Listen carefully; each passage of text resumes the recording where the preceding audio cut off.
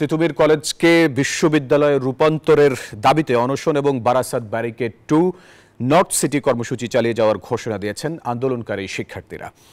এছাড়া সোমবার 3 ফেব্রুয়ারি থেকে অনির্দিষ্টকালের জন্য তিতুমির কলেজ শাটডাউন ঘোষণা করা হয়েছে। রোববার 2রা ফেব্রুয়ারি এক সংবাদ সম্মেলনে এই তথ্য জানান আন্দোলনরত শিক্ষার্থীরা।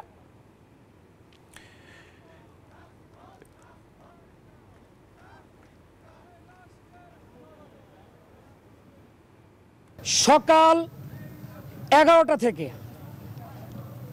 রাত 10টা পর্যন্ত বারাসাত ব্যারিকেড 2 ঢাকা নর্থ সিটির আমাদের কর্মসূচি চলমান থাকবে।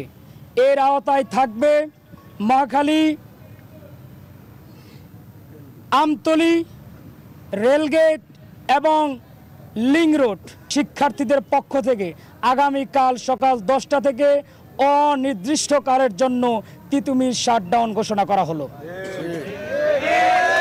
যতদিন দাবি মেনে না নেওয়া হবে, তিতুমিরে প্রশাসনিক কোনো কাজ, পরীক্ষা এবং এখানে প্রবেশ নিষেধ থাকবে।